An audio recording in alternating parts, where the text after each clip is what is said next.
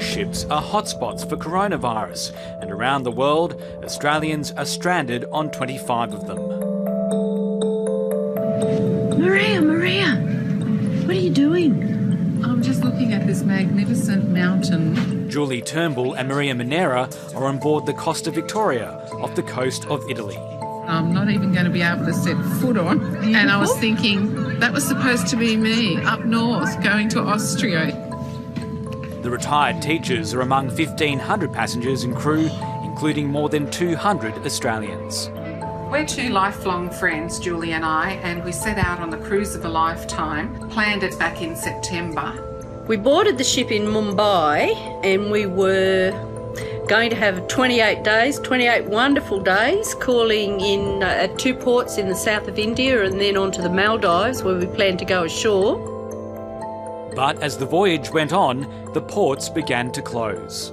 Once we boarded in Mumbai, only a day or two later it became clear that there was going to be problems because they cancelled the first stop in the Maldives. That happened because the Maldivian government just wouldn't let the ship in. So we started to worry a lot about what was going to happen after that. And unfortunately, there's no breakfast for us as yet.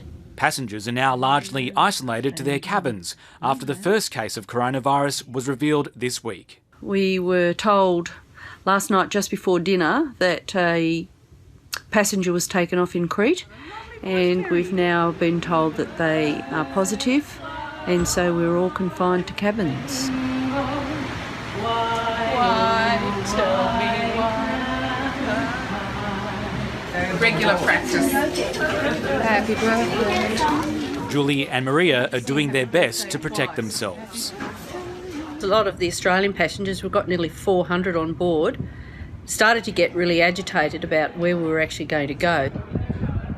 The ship is now trying to disembark passengers in Italy, where nearly 7,000 people have died.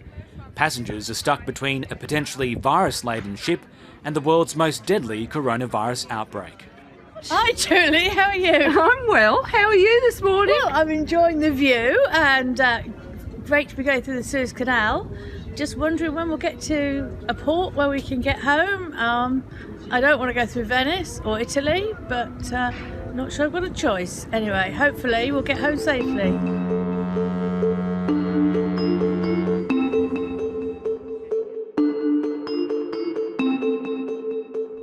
On the other side of the world, off the coast of South America, the Azamara Pursuit is steaming towards the US city of Miami. 75-year-old Helen Pavlovich and her 78-year-old husband Eddie celebrated their 50th wedding anniversary on board. This is our cabin with a king-size bed coming to a window. Our shower and toilet area. When we first came to this cabin, we thought it was large cabin, large bathroom. Now, after nearly 3 weeks, we feel like it's all very small and it's closing in on us.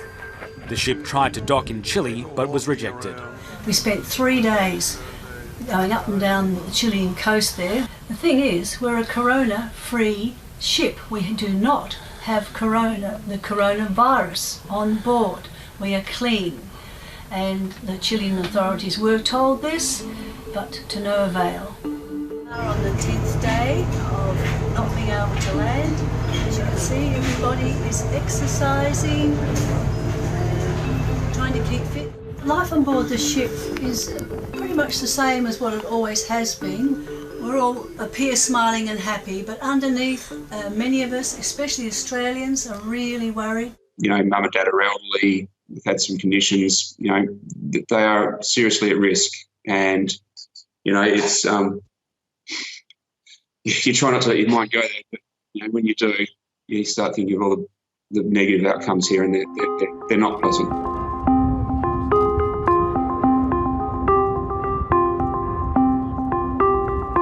Even cruise ships with no confirmed cases are considered a potential threat because they're an ideal environment for coronavirus to spread. The latest findings into the Diamond Princess, quarantined in Japan last month, show the virus survived on cabin surfaces 17 days after passengers were evacuated. While it's not clear if transmission occurred through surfaces, it shows the virus is stubborn.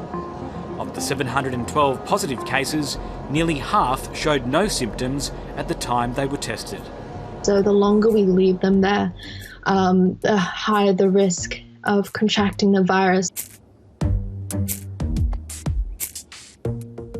It's also an anxious time for the passengers' families.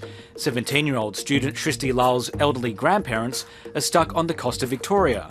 It's a different world to when they departed for the cruise from Brisbane last month.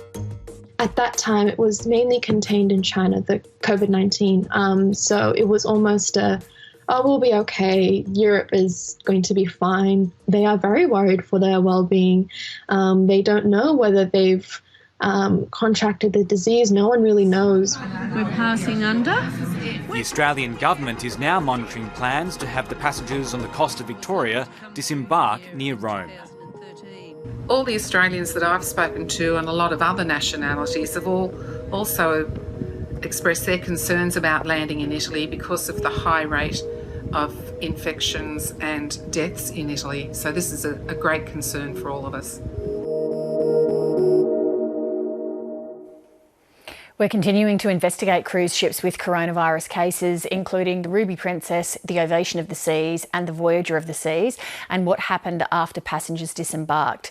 If you have any information, contact us at 7.30@abc.net.au.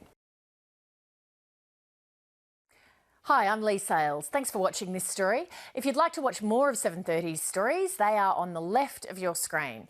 And tap on the button below to subscribe and get the latest from ABC News.